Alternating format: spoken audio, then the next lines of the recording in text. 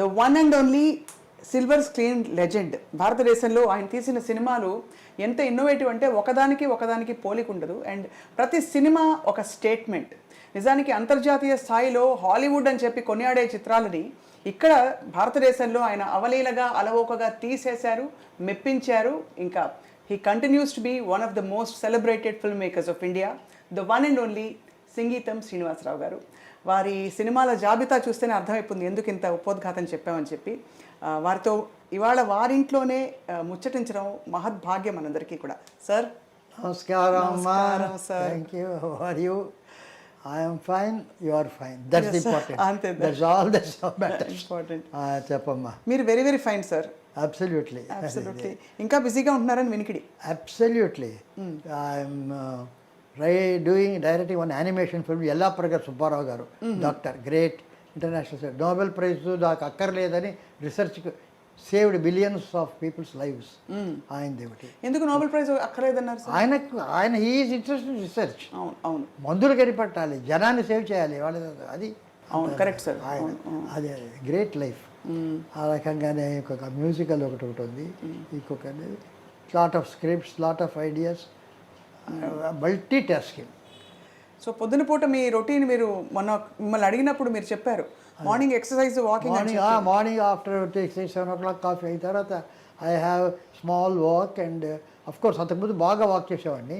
అంటే సస్టైనింగ్ ఏంటంటే కాలేజ్ డేస్లో మాకు సాటర్డే అంతవరకు కాలేజ్ ఉంటుంది.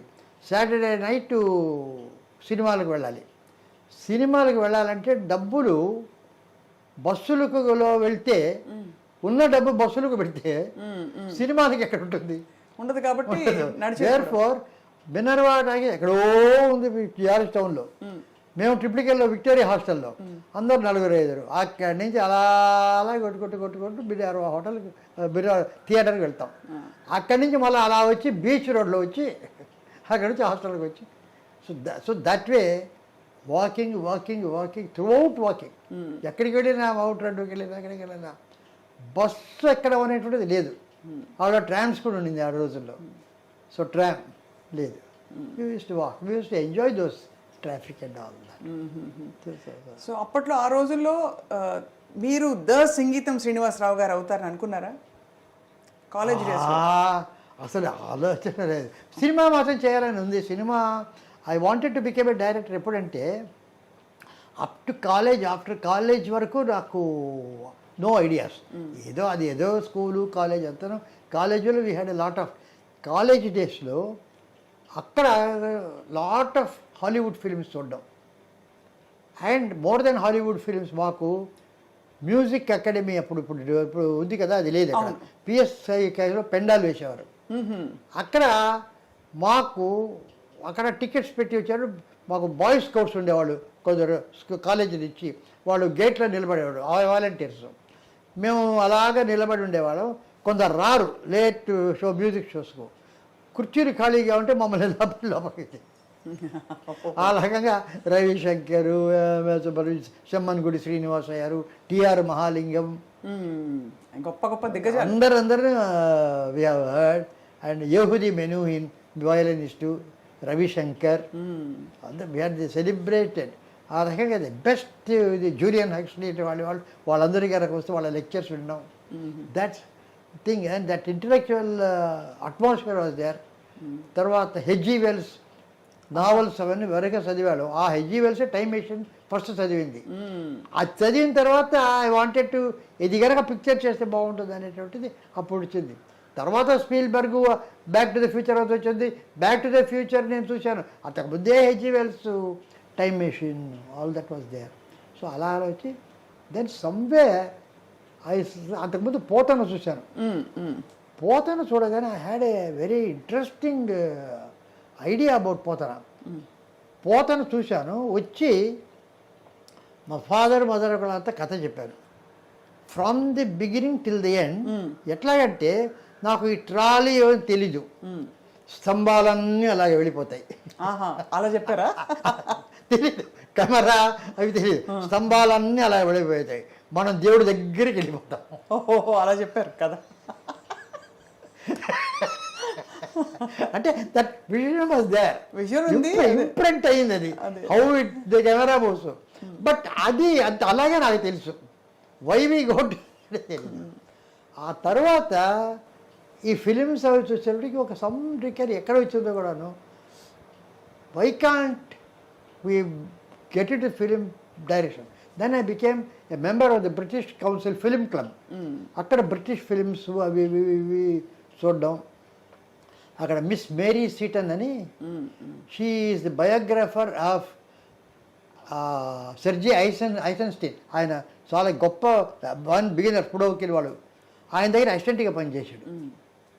She came to India. ఆయనే సత్యజిత్ రేని బెంగాల్ గవర్నర్కి ఇంట్రడ్యూస్ చేసింది ఫస్ట్.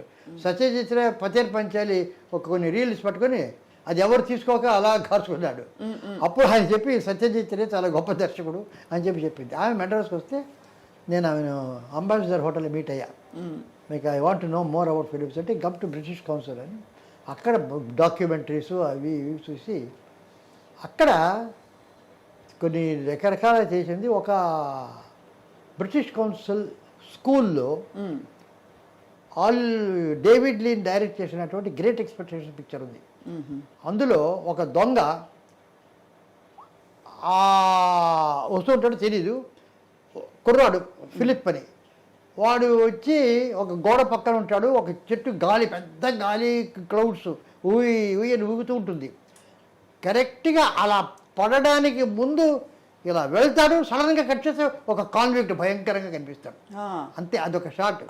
దాన్ని వాడు తీసి ఏ రకంగా దాన్ని ఎడిట్ చేయొచ్చు. ముందర కాన్విక్ట్ కనుక చూపిస్తే ఎలా ఉంటుంది సీను, అవును, ముందర చెట్టు నుంచి కనుక వస్తే ఎలా ఉంటుంది సీను, ఇక్కడి నుంచి వెళ్తాను, ఒక 5-6 రకాలుగా చూపించారు. ఫైనల్లీ డేవిడ్ లీన్ ఏ పద్ధతిలో ఎడిట్ చేసి దాన్ని చూపించాడు అనేటువంటిది ఆమె ఎక్స్ప్లెనేషన్. అప్పుడు I got fascinated. Here is a thing where you can create something. అది అప్పుడు అర్థమైంది మీకు, అర్థమైంది దాని సినిమా. అక్కడ అప్పుడే కదా సార్ మీరు కేవీ రెడ్డి గారి టీంలో? అప్పుడు ఎవరి దగ్గర వెళ్ళాలంటే అప్పుడు పోతన జ్ఞాపకం వచ్చింది, స్తంభాలలో వెళ్ళిపోవడం అంతే. ఇక అక్కడి నుంచి పోతన దగ్గరికి వెళ్ళి కేవీ రెడ్డి దగ్గర వచ్చి అప్పుడు మధ్య ఒక 1.5 years స్కూల్లో టీచర్గా పనిచేశాను. మా ఫాదర్ హెడ్ మాస్టర్ సులూరుపేటలో. గ్రాడ్యుయేట్ అయింది తర్వాత ఏదో ఉద్యోగాలు చేసుకుంటుంటే టీచర్స్, సైన్స్ టీచర్స్ ఎవరు లేరు. నేను సైన్స్ టీచర్ని. సైన్స్ టీచర్ అయితే వాళ్ళు వీళ్ళు వెతుకుతుంటే అక్కడెక్కడ ఎందుకు, ఇక్కడే సైన్స్ టీచర్ కావాలి, ఇక్కడ పని చేయను మా ఫాదర్. మా మదర్ చాలా హ్యాపీ, ఎందుకంటే ఇన్నాళ్ళు కాలేజీ అది ఇది ఊరు తిరుగుతున్నాడు, అట్లీస్ట్ 1 year 1.5 years నా ఎదురుగా ఉంటాడని షీ వాజ్ వెరీ హ్యాపీ అన్నమాట. సో ఆమె టీచర్ చేశాను. సరే, ఎంతమంది అన్నదమ్ములు మీరు? మీరు నేను అంటే మా ఫాదర్కి ఫస్ట్ వైఫ్ సన్ మా బ్రదరు, ఓకే. ఆ తర్వాత ఒక సిస్టర్ లేదు. తర్వాత నేను, మా వైఫ్, నేను ఒక్కనే కొడుకు, second wife. Okay. So that I'm the only child as my wife. Another పెద్దమ్మ వచ్చి my brother. We did not know about it for a long time. My mother did not allow us to know that we are sisters. ఆ రోజుల్లో అలా పిల్లలకి జాగ్రత్తగా కాపాడుకునేవారు. They did not know, I am the mother అన్నట్టుగానే